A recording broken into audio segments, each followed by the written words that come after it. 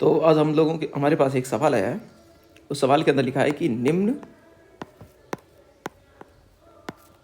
श्रेणी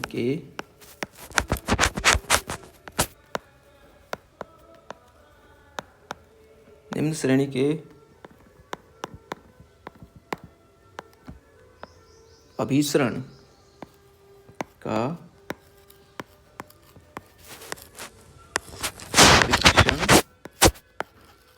कीजिए, ये लिखा हुआ है। और श्रेणी कुछ ऐसी ये दे रखी है। क्या दे रखी है? n+1 डिवाइड में n³ और साथ में मल्टीप्लाई में x⁴n लिख रखा है। अब हमें क्या करना है? हमें बताना है कि ये श्रेणी कन्वर्जेंट है कि क्या है। इसकी कन्वर्जेंट का परीक्षण करना है। अगर हमारे सिर्फ इतना ही दिया होता, ये नहीं लिखा होता, मान लो, एक बार के लिए मैं मिटा देता हूँ। अभी हम इसका क्या करते हैं? परीक्षण कर लेते हैं पहले। ऐसा भी सवाल आ सकता है आपके एग्जाम में, अगर ऐसी कोई श्रेणी लिखी हो तो इसका परीक्षण हम कैसे करेंगे? इसको हम ब्रेक कर लेंगे अलग अलग। तो इस n³ से अलग अलग डिवाइड कर दो दोनों में, तो 1/n², और इधर आ जाएगा 1/n³।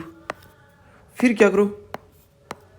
इन्हें दो अलग अलग श्रेणी में लिख दो, 1/n² प्लस समेशन 1/n³। हम क्या करते हैं कि हम आपकी किताब में एक दे रखी है हाइपरजोमेट्रिक सीरीज, उसके बारे में लिख रखा है।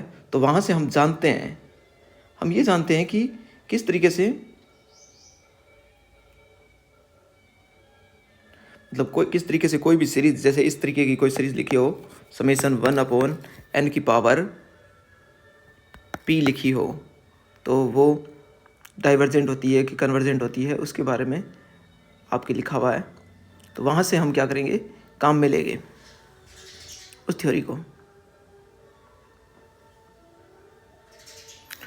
यहाँ पर ये होता है कि अगर p का मान 1 से बड़ा है तो इसे बोलते हैं हम कन्वर्जेंट। और समेशन जो यही सेमी, इसे हटा देते हैं, कोई मतलब नहीं है। अगर p का मान 1 के बराबर या 1 से छोटा है तो इसे हम कहते हैं डाइवर्जेंट बोलते हैं।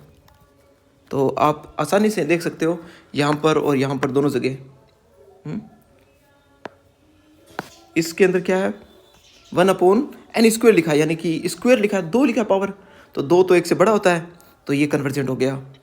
और ये भी कन्वर्जेंट है, क्योंकि 3 लिखा हुआ है 1/n³, तो यहाँ पर भी 3 है, वो 1 से बड़ा होता है। इस तरीके से दोनों कन्वर्जेंट है, तो इन दोनों का योग होगा, वो भी कन्वर्जेंट होगा।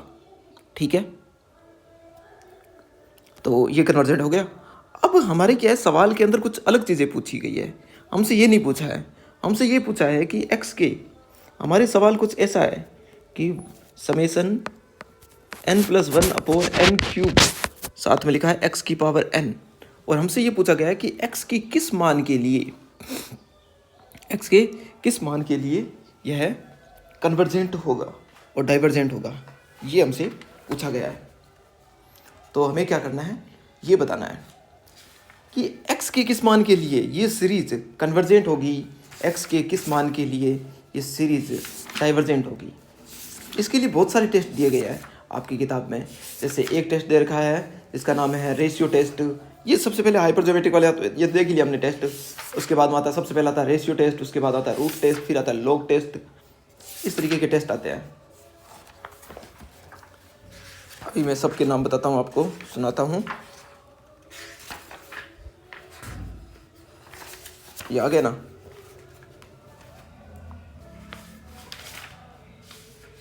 सबसे पहले आता है कंपैरिजन टेस्ट, उसके बाद आता है लिमिट कंपैरिजन टेस्ट, और सबसे पहले आता है फंडामेंटल टेस्ट आता है। उसके बाद में आता है कुछ रिजल्ट आते हैं। बाद में आता है कोशी का nth रूट टेस्ट आता है। उसके बाद में आता है रेशियो टेस्ट, ठीक है।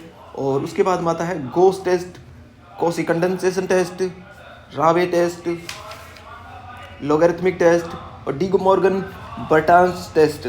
इस तरीके के कुछ टेस्ट आते हैं, ठीक है।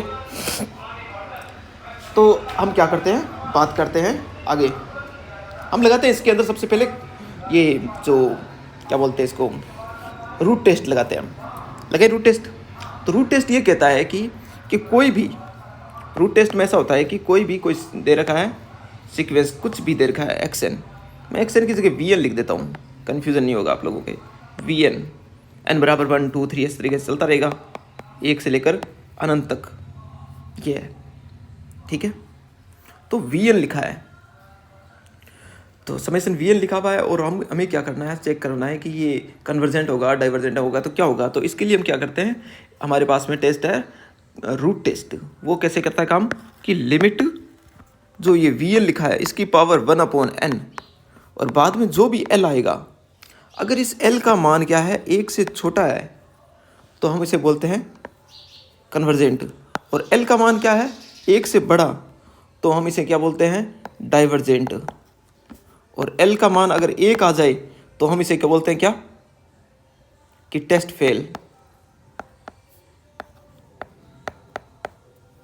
ठीक है। तो यही काम मिलेगी हम।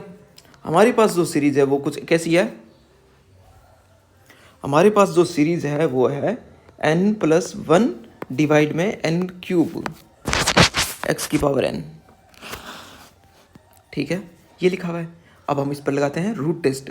तो रूट टेस्ट में क्या करेंगे, जो ये एक कलर चेंज करता हूँ, ये जो पूरा पूरा लिखा है ना इसके समेसर के अंदर, इसको मैं पूरे को vn मान लेता हूँ। तो इसकी पावर n करेंगे, limit n tends to infinity, और vn की पावर 1/n, यानी कि limit n tends to infinity और n+1 डिवाइड में n³ v नहीं, यह है x, हटा देते हैं यार इसको, x की पावर n, फिर इस पूरे की पावर कितनी, 1/n, ये लिखी है, ठीक है। और हमसे पूछा गया है कि इसको सॉल्व करते हैं। अब इसको सॉल्व करेंगे तो किससे करेंगे, अलग अलग कर देंगे power, n tends to infinity और n+1 की पावर 1/n, नीचे भी आ गया n की पावर 1/n, पूरे की पावर 3 कर देता हूँ मैं, और x सिर्फ यही आएगा। अब जब इस पर इन्फिनिटी ये लगाएंगे, लिमिट लगाएंगे, तो ये क्या आ जाएगा, इसका हमारे पास आंसर आ जाएगा, x आ जाएगा।